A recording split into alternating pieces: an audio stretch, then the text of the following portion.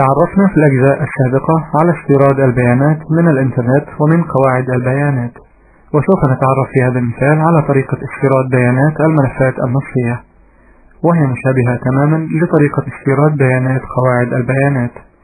ولاستيراد بيانات ملف نصي نضغط داخل الخلية التي نريد بدء استيراد بيانات الملف إليها، ونفتح القائمة المثيرة Data، ومنها القائمة الفرعية Import External Data، ونختار الأمر Import Data. ولاستيراد بيانات الملف النصي نحدد الملف الذي نريد استيراد البيانات منه والموجود تحت المجلد My Documents، فنضغط على الرمز My Documents ونختار الملف النصي الذي نريده وليكن الملف Sales، ثم نضغط على المفتاح Open فيظهر المربع الحواري Text Import Wizard. ونلاحظ أن عملية استيراد البيانات تتم على 3 خطوات كما نرى في شريط العنوان الخاص بالمربع الحواري.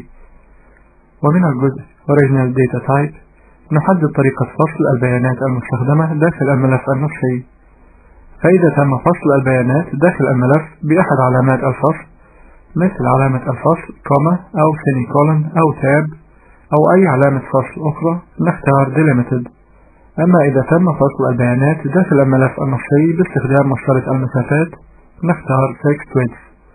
وفي هذا الجزء تظهر معاينة لبيانات الملف الذي قمنا باختياره، ونلاحظ أنه يتم فصل البيانات باستخدام علامة الفصل كوما، ولذلك سنقوم بترك الاختيار الافتراضي Delimited بدون تغيير.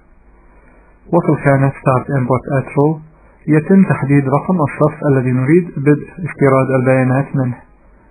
والآن نضغط على المفتاح Next للانتقال إلى الخطوة التالية. ومن الجزء Delimiter نختار علامة الفصل المستخدمة لفصل البيانات، فنقوم باختيار علامة الفصل كوما. وبالنظر إلى الجزء Data Preview نلاحظ أنه قد تم فصل البيانات داخل عدة أعمدة على حسب موضع علامة الفصل كوما.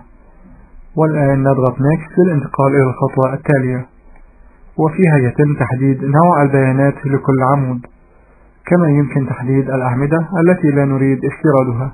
فمن الجزء Column Data Format نختار نوع البيانات الذي نريده، فلتحديد نوع البيانات للعمود Birth Date نقوم باختيار هذا العمود، ثم نختار نوع البيانات Date من هذا الجزء.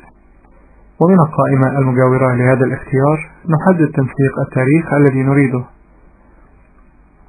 ويمكن تحديد نوع البيانات لكل عمود بنفس الطريقة.